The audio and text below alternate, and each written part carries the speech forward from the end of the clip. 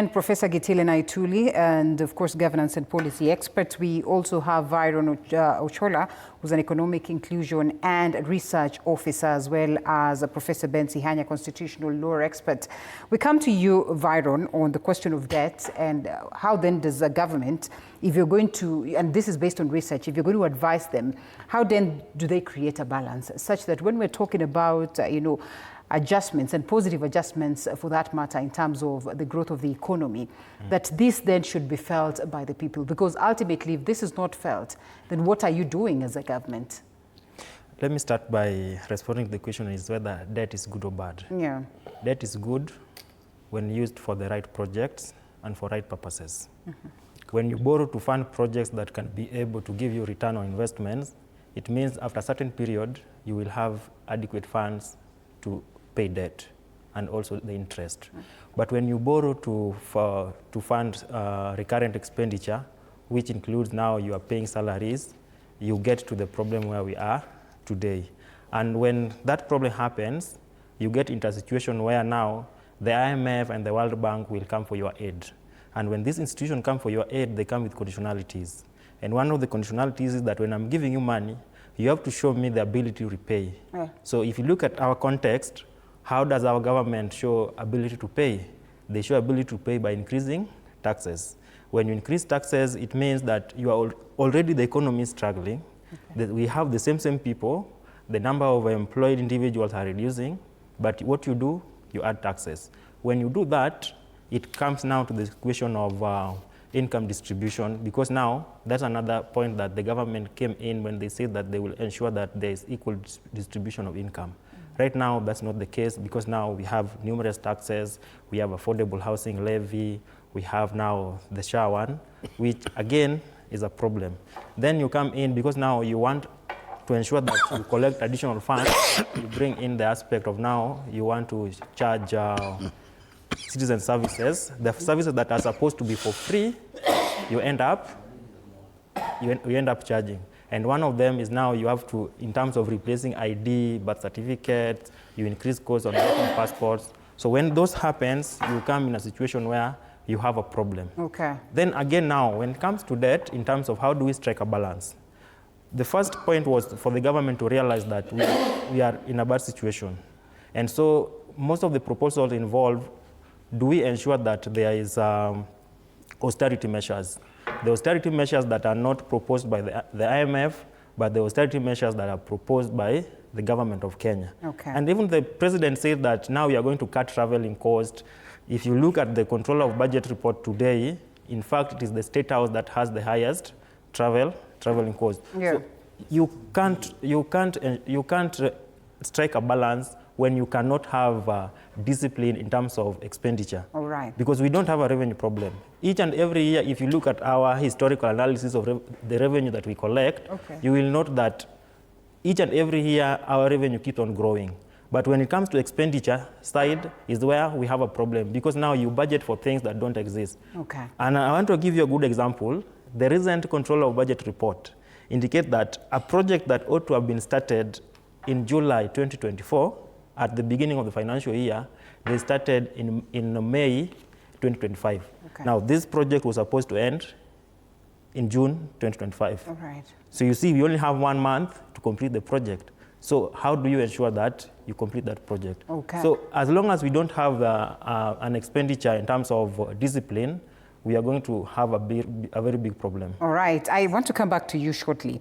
And this is because I want to look at the pillars that the government, rode on, especially when they were talking to the people on the question of agriculture, the growth of the SMEs, certainly shift and share, that is transformation of the health sector, as well as infrastructure, which is critical if we're going to talk about the superhighways of today, if we're going to talk about connectivity and all that, and largely also the question of affordable housing, which we have touched on a bit.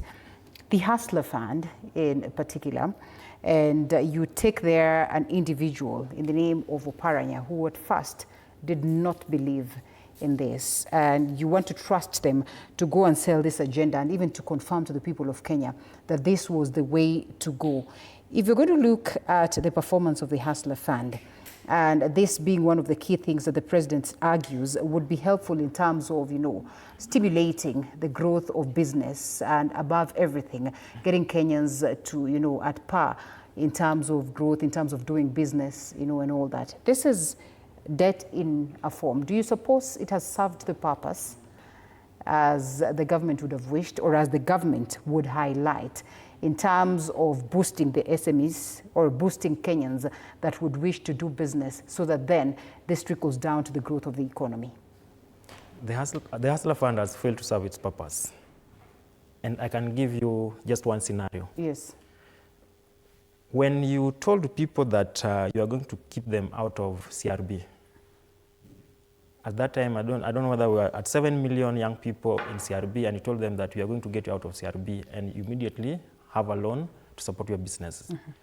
And then you realize that you don't get out of CRB, you are still there. You are doing business, you need 100,000. You are told to borrow. When you borrow, they give you 500 shillings. When you get 500 shillings, what do? Yeah. It doesn't help you. And now the Hustler Fund has even become a very big problem. If you look, for instance, let me get back to the story of SHA. Do you know now they are forcing people to take Hustler Fund through SHA? Right. Because when they are telling you to pay 6,000 and you are not able to pay 6,000, they give you the option of borrowing. Yeah. Where do you borrow from? Hustler Fund. From Hustler Fund. Yeah. So you see, if you look at it from the onset and to where we are today, the Hustler Fund has failed to serve its purpose. And that's one thing that the government does not want to acknowledge. And Makiu, they say you can borrow and you won't have to pay for interest if this is going to pay for SHA. Is it not a plus, and especially for Kenyans who are struggling to get, health and universal health coverage for that matter? Now the government is making it easy for you. I don't think it is not a plus on one side, because now you borrow. But remember, they said from the beginning that you are going to pay 8% interest. Mm-hmm. So the idea of you are borrowing without interest is not working, because the moment you borrow, remember when you take 6,000, they don't give you that 6,000 in the whole of it. Because one of the things they highlighted there is that they have been able to save 4.5 billion through giving loans. So it means if I'm giving you amount, I have to deduct a certain percentage and keep it behind. So it does not come to you at all. They say there's an exception for the hustler, at least for money that is supposed to go to SHA. Briefly, Prof, before, yes. The Hustler Fund was not designed to work. You see, the president, these Kenyans are very brilliant. He is not, all those advisors around, these are clever people. These people knew that there is no way the government itself can implement that program and it works. That was a significant amount of a lot of money. That money should have been given either to Cooperative Bank or to KCB. And then you tell them to lend it to businesses, small businesses, at 3%. So usually, because there is a precedent already exists, and then they usually lend 2%, so they will be lending at 5%. Now, what is the objective here? Is to move a small-scale enterprise, which is employing 0 to 4 employees, a micro-enterprise employing 0 to 4 employees, to a small-scale enterprise employing up to 9 employees, and eventually to a medium enterprise. Right. Now, the moment the government goes into lending 500 and 1,000, what you are creating now is something like a slush fund, where the government humanitarians can put their hand and take the money. Because which program, where is the government expertise in lending money? You understand? Right. Now, don't tell me these people didn't know that. They understand that. They understood the way too well. But that money was not intended to change. That money would have changed the life of the Kenyans if it was implemented like that. The government, why I'm telling you that, the government has a program for housing for senior staff. Okay?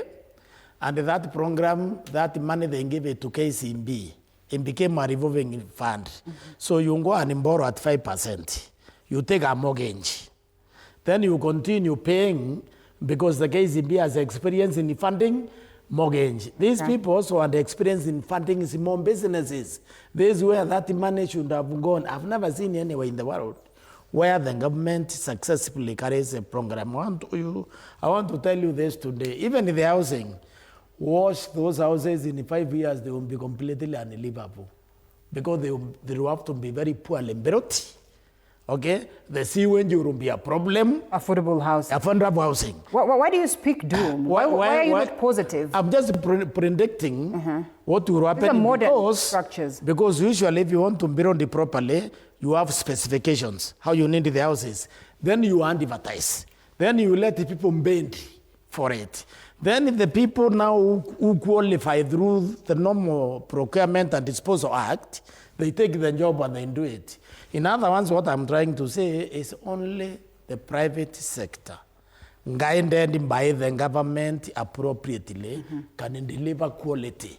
The government itself cannot deliver quality. But what then are you telling the Kenyans? Wow. What is the essence of having a government that is functional? If at all we are going to have what I'm saying is very simple. You go to that house within the next 5 years. It will be a whole different... It will be a whole different story. It will be shonde. It will be poor. Prof. Sihanya, what do you make of what these two gentlemen say? Briefly, even as you tell us what you feel about the Chief Shah NHIF, you know, that transition.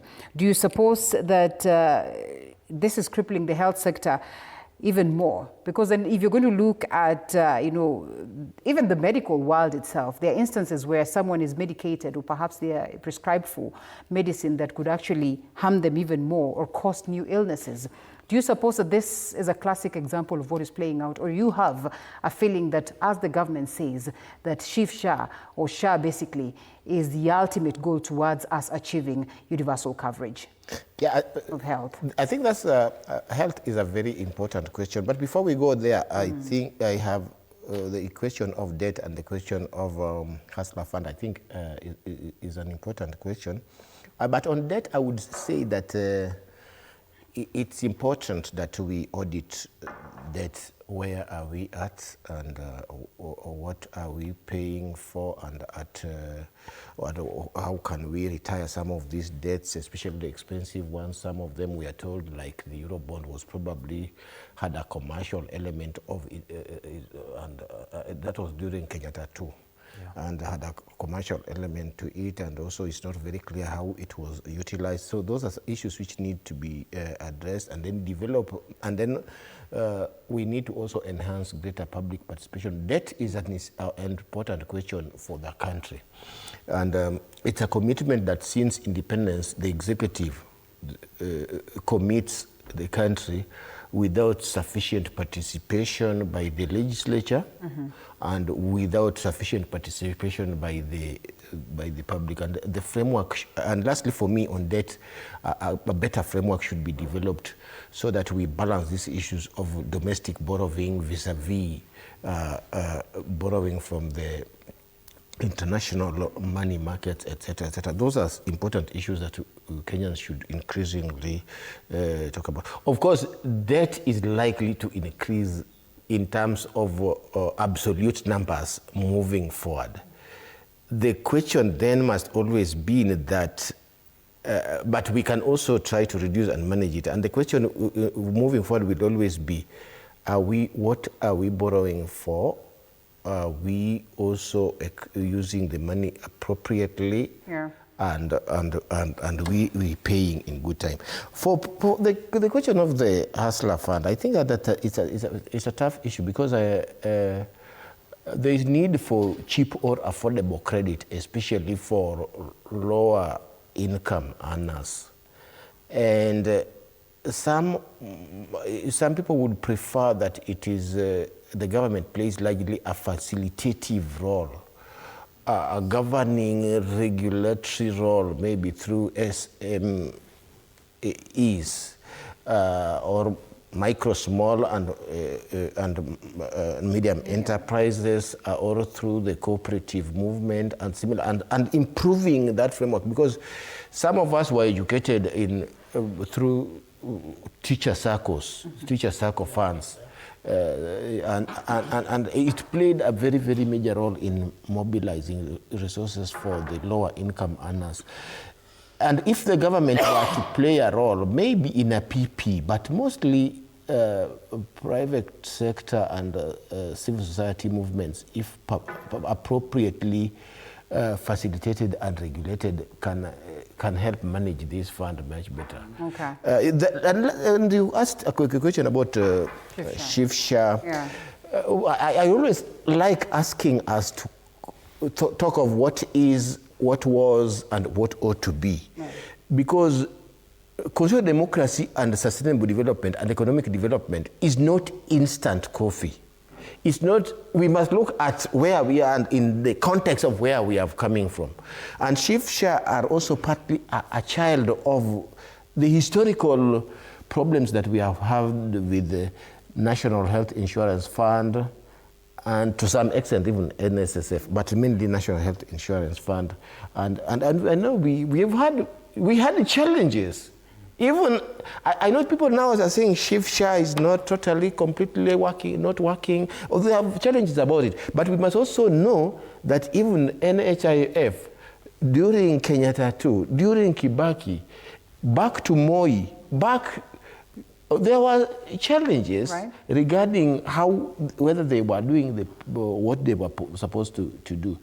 I think a major challenge is that did we need to shift so much, or were there some issues that we should have reformed within the NHIF system, or especially from the regulatory environment, and maybe probably even the technology environment, etc., and administration and management, because there were real challenges with that historically. And this matter needs a very thorough relook. Is that an acknowledgement? With the lessons that now have been learned, sorry. Yes. Is that an acknowledgement that the government could have done it better? Because if we're going to talk about shift share and that transition, we will also not forget to talk about the transition on the competency-based curriculum, now competency-based education. And you ask yourself, there was a professional engagement, and most of the professionals that we bring on set today say that we told the government this, we told the government take it slow, we told the government this is not time yet the government decided not to take the advice that we accorded to them. Hence the reason why we get to see some of these hiccups. So how do we step forward in such a scenario where we're talking about critical components or elements of an economy or of a nation dwindling as we get to watch? I think that many times history is many times the best teacher. I think that shift share should be looked at in terms of what the experience we have had with it. There are some people who are saying it's working. There are some people who are saying there are regulatory challenges, and also there are some administrative management challenges. There are also questions of corruption. Some people are reporting that, and those are neat things which we cannot ignore. We should really look at it and say, look at it. But let me not go to education, which you have already allow Prof to take that fast. And then fine, that's okay. All right, Professor, education sector, even as we talk about the health sector, which we continue talking about every day. See, today we have carried two stories. One was on the fact that the Moi Teaching and Referral Hospital is at the brink of collapse. Another one was on the lecturers' strike, on CBA, that they feel the government is not addressing some of the agreements that they said. That's a pure, indication that we're not doing well when it comes to the question of education as well as the question of the health. And I know that these are problems that have existed, but every time we have a new government, there's that hope that things are going to be different. Yeah, there's a dictum in governance. We say, don't fix that which is not broken. Okay. So the problem here is we are fixing things which are not broken. Whatever weaknesses, for example, NHF was having, if what we hear is true that they needed only 800 million to fix it, they should have spent that 800 million in there and allow the program to continue. But you can't, in government public money is stolen through projects. So every time you see somebody starting a new project, you need to think whether that project is for you or for them. The same thing now with the education. What was the rationale for going to CBC. CBC is capital-intensive education system. I know it. My children went through that system at the Greensend International School. The classrooms are limited to 14 only. And then there is heavy equipment in vehicle spare parts, houses, because they have to build the houses, wire them, plumber, skill-based. Yes. Okay, this education system is in the Scandinavian countries where really the investment is good in education. There was nothing wrong with whatever was wrong with the 8044, we should have fixed it, because America is 8044, is a superpower. China is 8044, is a superpower. But our problem is wherever government officials need to make money, they create a new product, then they force it on us. There was no reason for changing that health program, the NHF. Zero reason. We shouldn't have been able to deal with the challenges which were there instead of bringing something new. There was no reason for changing the education system. In fact, President Ruto had promised to abolish it when he came to office. He had told us he would return it, and we are waiting for him to do that. He didn't have to continue with it. If you look at our classes, it is very rare where you are going to find the public school less than 100 children in our class. Because CBC is completely focused on the students and the teacher. It's a good system. It's probably the best, but it's utterly unsuited for our environment because we are not willing to invest in it. I mean, you have seen schools in Rift Valley, for example, children under trees. You have seen in Meru. Yeah. You have seen in the coast. So a government that is not willing to invest heavily in education should not fool itself with the CBC. Okay. It is wasting children time and the parents' time. I don't know whether you would argue the same. In economics and in research, basically, you will find the term risks, surfacing or resurfacing time and again. That is to say, there's nothing wrong with taking a risk. And most of the success stories are out of persons that will tell you, we took a risk and thankfully we are here. Sometimes it's good to calculate your risk and calculate it good. Is it proper for us to argue that perhaps some of these changes that we see this government trying to bring on board were not necessary? Would it be the same tone if at all they were working? You see, the biggest mistake I think, or maybe the previous government and this one has done, is when you want to change our old system. And when you are implementing a new system, there's always the phase where you have the user experience. If you want to change health, you want to change education, you want to change education at two levels. Right now we have higher education funding model, which again is a new system. You have CBC. When you come to the service delivery, you have e-citizen, which again is another headache for many people. Now look at it this way. If the government wanted to implement these changes, they would have taken at face level. You start with one, you see how people react and what people say. If, for instance, right now, there's a group who are saying that SHA is not working. And to make it even more interesting, SHA is not working over the weekend. So if you are a mother who is going to deliver on a Saturday, it means you will have to wait until Monday to get the approval. So when these people speak, you don't just rubbish them off. At least you try and listen and say, okay, this is the experience, how can we make it better? Okay. And then you use that feedback to improve the system. But the opposite is happening. We are being forced, now this is the route to go. Yes, as Professor SIGNET said that even NHIF had a problem. We all agree there was a problem. But when people say that SHA is not working for us, try and listen what could be the problem and how can we make it better. When you come to education and you want to bring in a new model for higher education, and there's a group who are saying that it is not working for us. So how can we then again use their experience to improve the system? Okay. When you come to e-citizen, you use a lot of money to build a system, and then at the end of the day, the government does not have control over that system. It means you are exposing citizens to other third parties in terms of data. Okay. So how do we ensure that we have inclusivity, we have public participation, and even citizens have a say when it comes to building this system? And for risk, you can't go, even if you are a risk taker, you go across all the systems that you want to take risk. There's that one that at least you will hold on and see what happens and then move bit by bit. Okay. Yeah. Prof, as you speak about the question of education, I mean, if you're going to look at the institutions of higher learning today, the situation is worrying without doubt. And basically what the two gentlemen are talking about, it looks like the train has left the station. So then how best can we salvage it, the situation, if at all we have chances? Because if this government fails, the country has failed. Well, education is really critical. In fact, some of us in the past have said that to change especially educational system in terms of the three: content, structure, and questions of pathway and mode of delivery, and even the funding model, is sometimes like changing a fundamental aspect of the Constitution. And I'm not surprised that this is really in debate. So it was really, really hurried during the Kenyatta II administration that somehow we just woke up and we heard that there was something called CBC,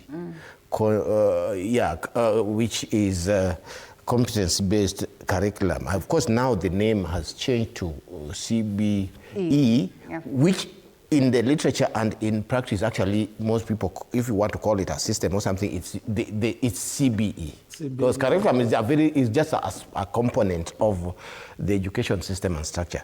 And this is an area that some of us have invested quite a lot of time. I was appointed at one point by Professor George Saitoti, the then minister, to be the vice chair of a task force on education. And the chairman was Mr. James Kamunge. And some of the issues that are important here is that a lot of reports since 1964, Ominde, Professor Simeon Ominde report of 64, all the way to Kamunge 1988 and others, and then Douglas Odhiambo 2011, there's already something which has been consistent, and even the report that we gave said that Kenya should relook its education content in terms, yes, we needed to, even when we were in 844 system, we needed to look at its content so that we deliver on skills, knowledge, attitudes, values, and innovation. We call it SCAVI. Skills, knowledge, attitude, values, and innovation. And therefore, it's problematic, and competency means SCAVI. But I hear most people, when they talk about CBE, they think that competency is only skills on how to do it. And that is also a bit of a problem for some of us, because we need all those components called SCAVI. And then the structure. So we were changing content, and we have also changed structure so fundamentally at the same time, and so suddenly. The problem is that it was done suddenly, and some people, even during Kenyatta II, had said that there wasn't sufficient participation by the key stakeholders. So that's a problem. And then the question of funding. And some people say that if you want to do some of these changes, there should be also sufficient participation, sufficient piloting. Okay, so the issue you have asked, which is very pointed, is that where do we go from here? Yeah. Because I think the train, to a large extent, has left the station, as you put it. Now I think the debate I'm hearing is how to face it into the university stage. Even when many of us still don't understand how the issue of the pathways will be handled, or are being handled even at other levels. Pathways meaning academic vocational, talent, or gifted, and making it in a way that it doesn't mean that you are, if you choose academic, you are only that to the end of life. You could also go to the others. Those are some of the challenges, and that's why there are administrative, management, governance challenges. So even the issue you have talked about, strike, for instance, or either notices already given or threats of strike, is partly because some of these changes were done in a way that many people didn't understand. Factors of how to fund it, how to administer and govern it, how to mobilize the human resources, the teachers, the lecturers, the non-teaching staff, the students to own it a lot of these were not sufficiently owned by the core stakeholders. So that's why we are having some of these challenges like actual strikes or threats of strikes. So moving forward, education is so crucial an investment. I like the way the professor is explaining it. Yeah. Because he thinks we are doing these changes in good faith. Remember, we inherited the system from the British, but not just us. Tanzania inherited the same thing. Uganda inherited the same thing. Tanzania never changed from the A-level system. They are still in it. Uganda is still in the A-level system. You see, we have converted our country into what is called a client state. It's driven by the need of the officials who change. I mean, if you look at the police uniform, what was wrong with the uniform the police was having? But somebody needs a contract to make a new uniform, so we change the police uniform. It's the same thing with the education. All those commissions, they have been for what? Because even in the UK, they have never changed theirs, the way we inherited it. And you remember the A-level and all those pathways, the pathways you just talked about, they were there in the A-level system. If you are art, there were schools. I went to Omambe. There are schools like that. There were schools for sciences. It was very clear. I'm talking about the A-level system now, which may have been confused now when we came with the 844 system. Our problem is we never do things for Kenyans. We do it for ourselves. Because at that time we're in the office, we will take some money. We create a project. Because without a project, it's very difficult to take public money. Corruption. We are non-genuine, yes. You think they've not managed to handle corruption better? Most of the things we do is simply for corruption purposes. But we have to create a project because we need to go to Finland for Pandiem. Remember 56 billion in the other day, you saw the newspaper? Yes. 56 billion, only for traveling and allowances. This is the only country that does that. You are paying airlines. You are paying that, and I was suggesting that when you are appointed to an office like a principal secretary or something, we need to calculate all the pandemic you deserve and they pay you so that we can save on airline tickets and hotels accommodation. Fair enough. Prof, you want to say something? Yeah, I think it's good to be cautiously optimistic because the reality is that the train has left the station. And many countries are either rethinking their education system or structure and curricula or need to. Even those which have not changed, it's not necessarily working for them. I think Tanzanian education system, Ugandan education system are not necessarily working for them, even though they've been stuck with, for example, what used to be 7-6 or 7-6-3, or if you like 7-4-2-3, but it was only 7-6-3. 7-4-3. Yeah, it's not necessarily working for those countries.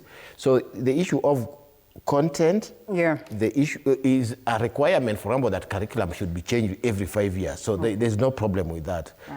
Then there is the issue of changing the content generally to be scurvy. I think it would be good to change to balance scurvy. That is important, and I think we need to improve on the challenges that we have. Lastly, on the issue of structure, many of us had a problem with 844, so it was necessary to change it. And if you see Odhiambo report, there was need to change it because why are we keeping our children for 8 years without any certificate? All right. You have locked them in. Then you lock them in for another 4 years before they can get anything in terms of exit and re-entry.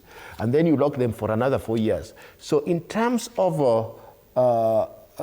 structure, the number of years at various levels, there is something which is very attractive about CBET, because you should not stay in one level for too long without a certification. It's important. You know, it's important. Change is as good as rest, they say. Perhaps this is what... we have to close, gentlemen. I want to be very specific on the notes that we close on. Yes, I'll give you one statement on CHA. If you ever hear somebody telling you something is working, you know that it's not working. Have we ever had this? Development speaks for itself. Have we ever had Safaricom telling you that M-Pesa is working? They say development speaks for itself. Because it's working. I want us to close, maybe 30 seconds, 1 minute, everyone. Prof, you seem to be having no hope about this government. Perhaps you cannot even accord them a second term. What are the chances that the opposition that we have today would bring a difference? Just looking at the people that have fronted themselves or have presented their interest as we come to a close. Perhaps we'll come to you and getting to understand what will it take for President William Ruto to win back the populace in such a manner. And of course, Prof, will come to you on the question of constitutionalism and separation of powers as we come to close, because it is clear that the current government is a miss when it comes to these tenets. I think the president will have serious challenge winning the country back because he has only 1 year. The other year will be full-time campaign.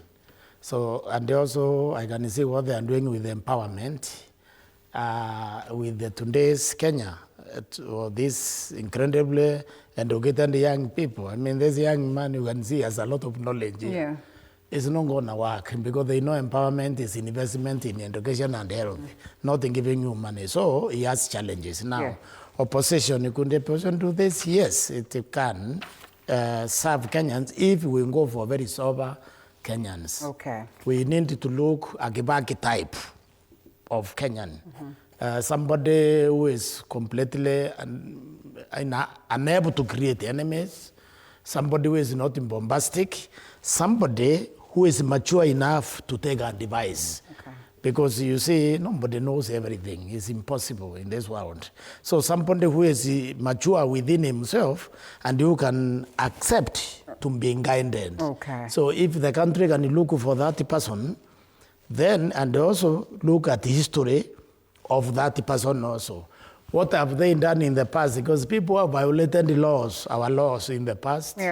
People who have corruption issues in the past, we should discount those fellows. So that means the citizens will have to really focus on the people who have offered themselves, look at their history, look at their character, personality, and if possible, also look how they are born. You know where I come from? We are very careful with the people who tell us, who come, we have a system going during check system. We never give poor people responsibility.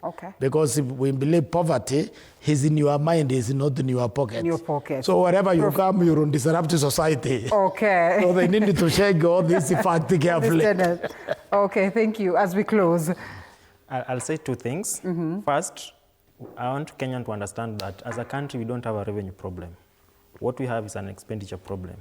If the president can be able, when it comes to budgeting, to make sure that we align everything where we don't inflate our expenditure to the extent that it creates rooms for fiscal deficit, that's where the problem starts. Secondly, is inclusion and public participation. The Constitution is very clear in terms of how do we make policies. If you cannot involve people, you keep on pushing policies to the throats of the people, it becomes a challenge. The third and last one is to ensure that you listen to what people are saying. If we are telling you we have a problem with SHA, please take a step back and just have a review.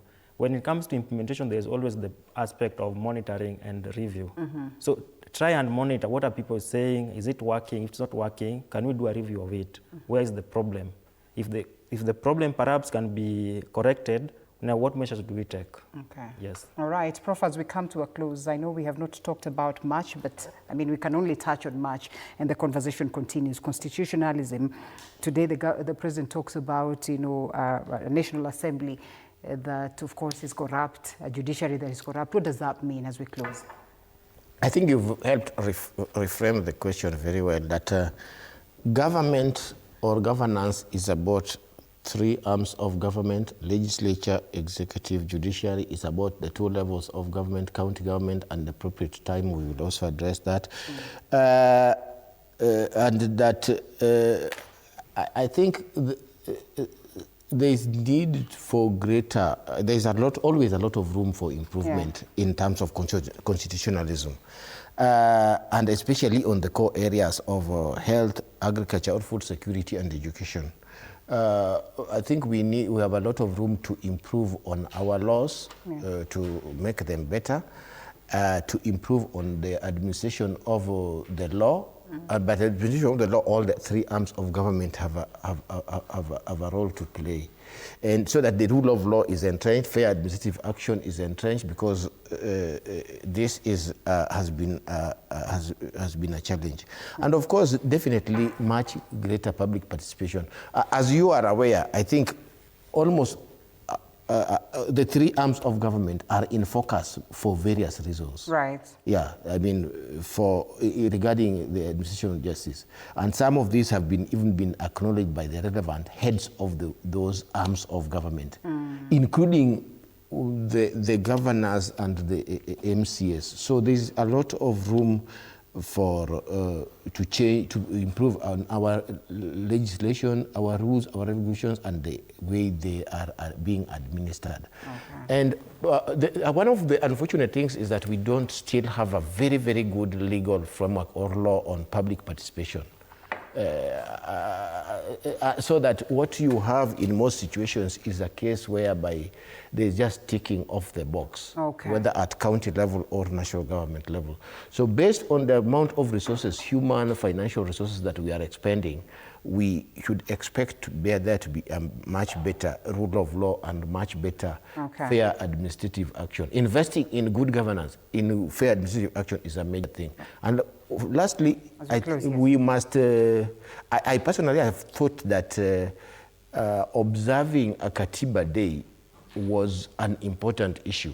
And for the reason that it made all of us, in at least in one day or during a number of days related to that 27th August, reflect on governance, reflect on constitutional democracy, reflect on the rule of law.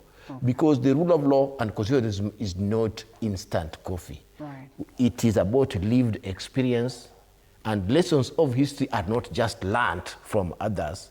Sometimes they are lived. And the more we talk about good governance and democracy, constitutional democracy, democracy, the better we will be, all of us. Thank you. Thank you so much, gentlemen. 3 years into the Kenya Kwanza government and into the presidency of Dr. William Ruto, do you suppose he has performed well to win the confidence of the people of Kenya? Or what will it take for him to win back the populace, if at all he is to get a second term and continue with the dream or the vision that he has for the nation? He says he is committed towards making sure that there's that change. Do you feel it?